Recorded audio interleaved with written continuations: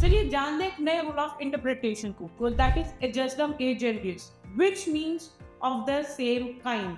ये रूल कहता है कि अगर कुछ स्पेसिफिक वर्ड्स के बाद एक जनरल टर्म यूज की गई है, in that case general term को वही मीनिंग ग्रांट करेंगे which is inferred from the specific terms. अगर लॉ के किसी प्रोविजन में लिखा हुआ है that the law will be applicable to the game of chess, ludo, carrom and others, in that case here the general word is others and question arises what all games fall within its ambit। अब हम इससे पहले के specific words अगर देखें, they form one category and they are all categorized as indoor games।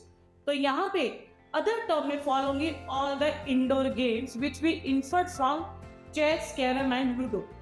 यहाँ पे outdoor games जो है वो अदर टर्म में फॉल नहीं करेंगे। तो एडजस्टम जेंडर्स के लिए दो पैरामीटर्स फुलफिल होना जरूरी है। फर्स्ट, जेंडर टर्म से पहले कुछ स्पेसिफिक वर्ड्स को यूज किया जाए। सेकेंडली, जो स्पेसिफिक वर्ड्स हैं वो एक पर्टिकुलर कैटेगरी फॉर्मुलेट करें। अगर ये दो पैरामीटर्स फुलफिल होंगे तभी एडजस्टम जेंडर्स का रूल अप्लाई होगा। I hope you like the video. For more such videos please like, share and subscribe.